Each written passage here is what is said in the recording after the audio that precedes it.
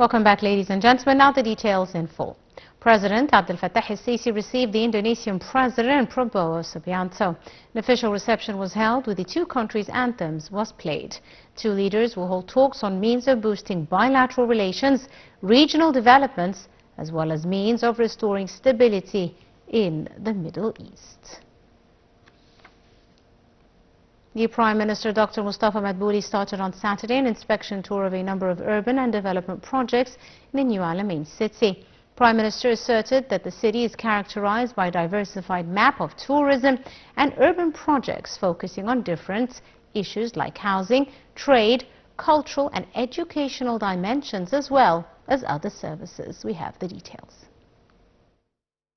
Prime Minister Mustafa Madbouli stated that the New Alamein city has come to feature a diverse map to touristic and urban development projects, following a developmental vision that aims to make a city of the future. The Prime Minister's remarks came during an inspection tour on Saturday of a number of projects of the New Alamein city. Madbouli was accompanied by Minister of Housing, Utilities and Urban Communities Sharifa Shirbini and a number of the ministry's officials. Madbouli said that the tour falls within the continuous follow-up of national urban projects nationwide, pointing to the directives of President Abdel Fattah el-Sisi on the necessity of accelerating work rates on projects being implemented in Alamein city, given its great importance at the starting point for the development of the northwest coast. The Premier said the tour started with an expanded meeting to probe the executive situation of the various projects in the city. Madbouli also inspected ongoing projects to keep abreast of implementation and operation rates, stressing that this unique spot is receiving significant attention and relentless efforts are being made to maximize its promising potential, which qualifies it to attract investment, activities and visitors year-round, in line with the Egyptian state's vision in this regard. To regional news, the Israeli Defense Minister Israel Katz announced Saturday that the military plans to expand its ongoing offensive across much of the Gaza Strip, warning residents to evacuate from active combat zones. Meanwhile, the UN said dozens of Israeli airstrikes on Gaza have killed only women and children after the ceasefire collapsed last month, as an Israeli attack in the territory's south killed a family of 10 on Friday. We have the details. The United Nations said dozens of Israeli airstrikes on Gaza have killed only women and children after a ceasefire collapsed last month, as an Israeli attack in the territory's south killed a family of 10 on Friday. A UN Human Rights Office report also warned that expanding Israeli evacuation orders resulting in the forcible transfer of people into ever-shrinking areas, raising real concern as to the future viability of Palestinians as a group in Gaza. The Israeli military said it was looking into the attack that killed members of the same family in Khan Yunis, adding separately that it hit around what it called 40 terror targets across the territory over the previous day. Israel resumed its Gaza strikes on March 18th, ending a 2-month ceasefire with Hamas. Since then, more than 1,500 people have been killed, according to the health ministry in Gaza, to which Israel cut off aid more than a month ago. Late on Friday, the civil defense reported that at least 4 more people were killed in Israeli attacks in Gaza, while the military said it shot dead 2 terrorists who fired at troops in southern Gaza. The Israeli hit a house eastern Gaza and a tent in Khan Yunis, southern Gaza, killing 3. Local sources said that an occupation drone hit a house in Al-Nakhil Street in Atufah neighborhood east of Gaza City that killed 2, and other was killed in a strike in Mawasi in Khan Yunis in the southern strip. The occupation artillery also hit southern Khan Yunis. The Israeli aggression has killed 50,912 and injured 115,981 since the 7th of October in 2023. And with more news, an Israeli military official said reserve pilots who publicly called for securing the release of hostages, even at the cost of ending the Gaza war, would be dismissed from the Air Force. The letter, which was published on a full page in multiple daily newspapers, directly challenges the policy of Prime Minister Benjamin Netanyahu, who insisted that increased military pressure on Gaza was the only way to get Palestinians to release the hostages. Military officials said most of the signatories of the letter were not active reservists. Minister of Foreign Affairs, Immigration and Expatriates Affairs Badr Abdulati participated in the Antalya Diplomacy Forum in Turkey.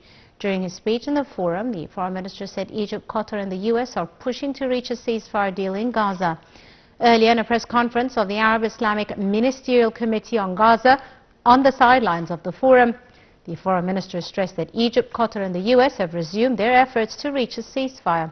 He affirmed all Arab and international stances totally reject the displacement of the Palestinians from their land. He further added displacement of the Palestinians from their land would lead to a liquidation of the Palestinian cause. Minister of Foreign Affairs also held a string of separate meetings with a number of African counterparts on the sidelines of the forum. He also met with the Somalian President and President of Sudan's Transitional Sovereignty Council separately. We have more details in this report. On the sidelines of the forum, the Minister of Foreign Affairs held a string of meetings with a number of world leaders and counterparts. Abdulati met with his Palestinian counterpart, Muhammad Mustafa. The meeting tackled Egypt's efforts to consolidate the ceasefire agreement and the ongoing negotiations to begin the second phase of the agreement, as well as the moves to support the Arab plan to rebuild the Gaza Strip. The meeting also tackled the preparations related to Gaza's reconstruction conference, which will be hosted by Egypt in cooperation with the Palestinian government and the United Nations. Abdulati reiterated Egypt's rejection to the displacement of the Palestinians from their land. Abdulati also held separate meetings with foreign ministers of Rwanda, Burkina Faso and Benin. The discussions focused on ways to boost bilateral ties as well as mechanisms for advancing joint collaboration at all fronts. In addition, the Minister of Foreign Affairs conveyed the greetings of President Abdel Fattah al-Sisi during his meeting with Somali President Hassan Sheikh Mahmoud, underscoring Egypt's full commitment to support the unity and territorial integrity of Somalia. During his meeting with President of Sudan's Transitional Sovereignty Council, General Abdel Fattah al-Burhan, Abdulati voiced Egypt's keenness to continue joint work with Sudan, particularly in light of close and historical bonds between the two countries.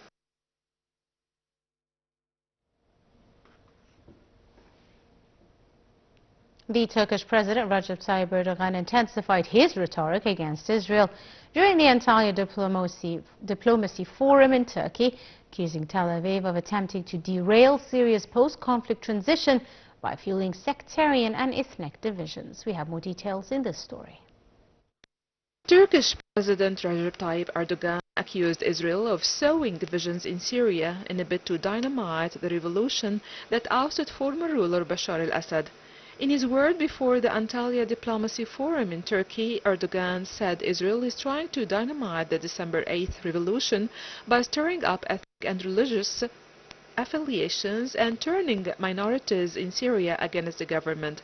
Erdogan's latest comments came as officials from Turkey and Israel began talks this week aimed at easing tensions over Syria as the two regional powers jostle for influence in the politically fragile country. On the sidelines of the forum, Erdogan met with Syrian President Ahmed al-Shara, stressing that Turkey will continue its diplomatic efforts to lift international sanctions against Syria. Erdogan said efforts should be increased to revitalize trade and economic cooperation with Syria and that Turkey will continue to provide support to the country. A Syrian Foreign Ministry statement said the talks emphasized Turkey's support for the Syrian people for reconstruction and lifting the economic sanctions on Syria. The talks also addressed strengthening joint cooperation between the two countries in different sectors. Turkey has suspended all trade with Israel, with Erdogan accusing Prime Minister Benjamin Netanyahu of genocide in Gaza since October 7, 2023 attack on Israel that began the war.